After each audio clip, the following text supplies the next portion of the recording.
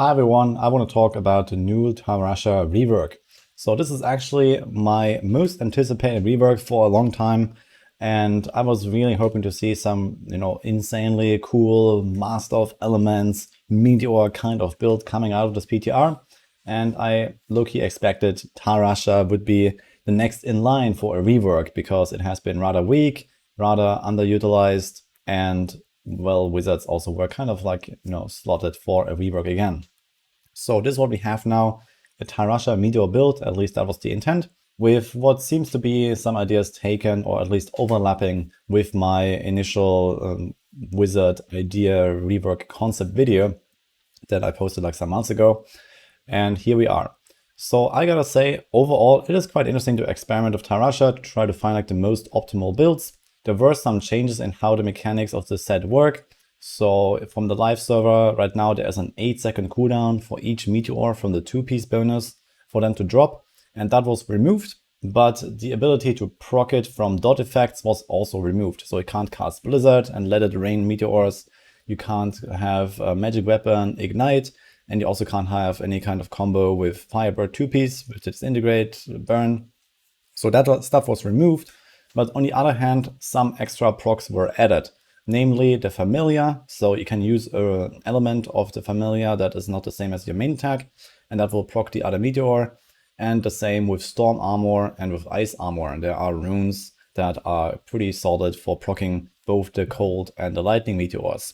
So instead of this crazy multi-button, juggle different elements kind of wizard, you can basically automate most of it and just use one ability to proc all the meteors.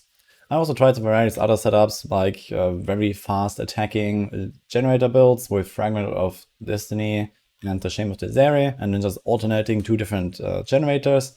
But that didn't seem to work as well as what you can see here, which revolves around automating the lightning with Storm Armor and the Arcane with Familiar. And then we have Arcane Torrent with the Fire rune to proc the Fire Meteor. The Fire Meteor is really only the one you care about because it does like around 2.5 times the damage of the other meteors. It's the Molten Impact rune. And you stack fire damage on your gear, but there's not really a reason or space to include Stone of Jordan, unfortunately, because the other meteors are simply not really contributing all that much. Which also means that, you can't really, play around conventional elements with the different meteor types and that stuff. You just do this one button build, and this is how it works. Overall, I gotta say that I really like the visuals of the build. So you have these meteors coming down, multiple times per second because of the constant reprocking from the 2-piece bonus. That is really amazing. The problem is that it's a kind of weird playstyle right now because you have to tap Arcane Torrent all the time. So you have to like right click in the right rhythm. You can see the animation where it attacks and it stops and it attacks. So this is what I'm doing manually all the time. Because if you hold down the button, you will get fewer meteor procs. So only the first tick is very important on this Arcane Torrent, and you can't reproc it. Which is probably kind of necessary though, because else this will become a Death Wish build again, and I guess no one would really like that.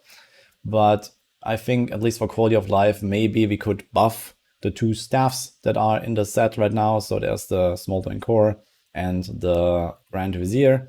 And if they had like slightly higher numbers, that would allow us to still play with the staffs and not really worry about the Death Wish, making this a terrible experience. An obvious problem is also that the build is way too weak. So you see here, I'm kind of like struggling my way through a GR 120, which is not really acceptable in 2022 for a rework set.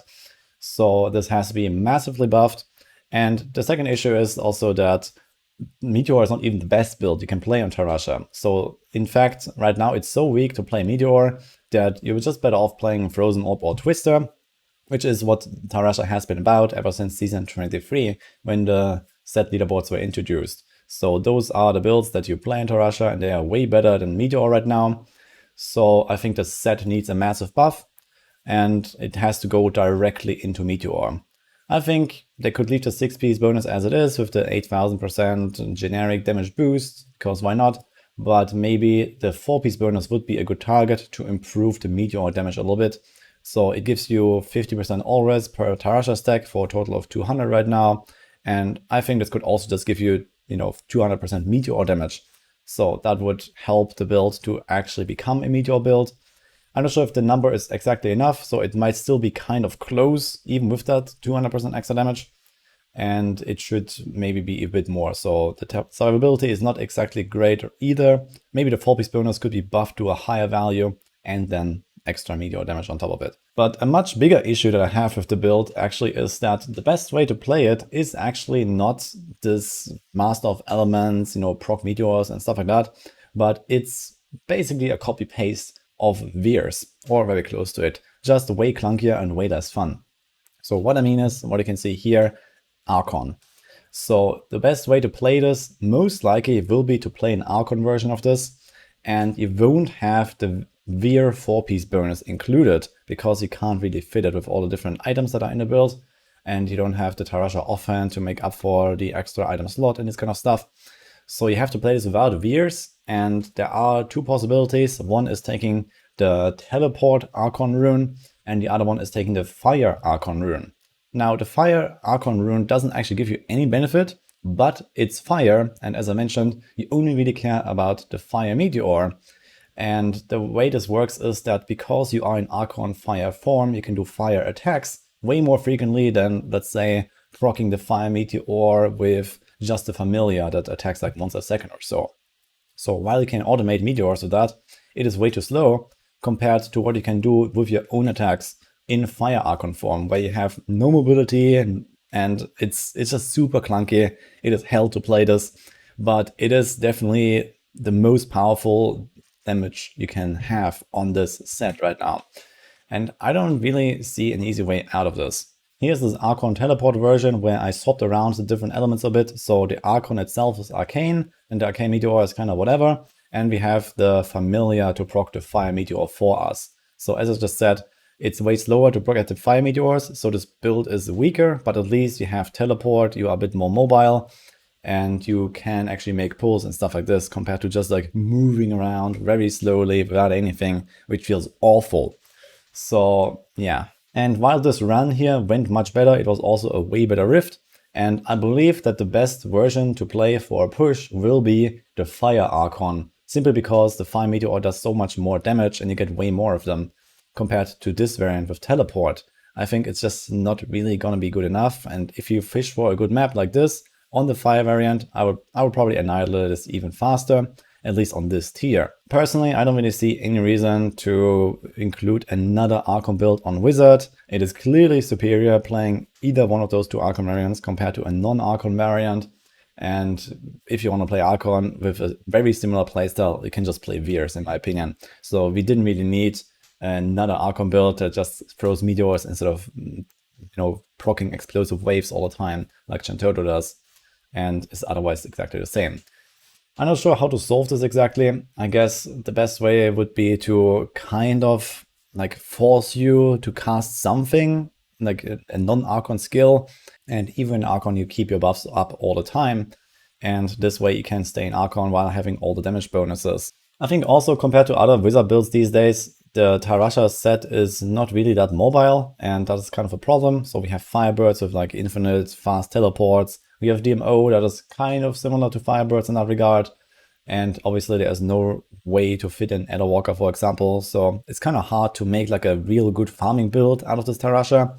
So I think it would be cool if this proposed 4-piece set rework that I mentioned with extra meteor damage would maybe also include something for mobility, maybe extra move speed. So we don't have like every single Wizard build actually just relying on teleport. So yeah, right now I gotta say this Tal Rasha Meteor build is not really spicy. So this is probably gonna end up as some kind of like D tier solo push build or so with the current numbers, which I'm pretty sure will be bumped up to some degree somewhere. So it might end up, way better than what we see right now. But it is way too weak. Frozen Orb is way better, Twister is way better. And I think this Archon has to be removed from this in some way. But other than that, I really like the visuals in particular. I think it would be cool if there was maybe some other like proc you can do where maybe you get like all meteors at once and including the meteor shower, for example. So this could be an idea to solve this dilemma of Archon, so that, occasionally you want to actually press, for example, your meteor skill, and this calls down all of them at the same time or something like that. and this would, go around this Archon requirement while making the build even more cool. So let me know what you think about it, if you have played it, or just from watching those clips now. Maybe you have some cool ideas what they could include for an extra effect maybe, or what they should change. And let's see what the devs will do. So hope you like this video, subscribe for more Diablo content, and I'll see you guys next time.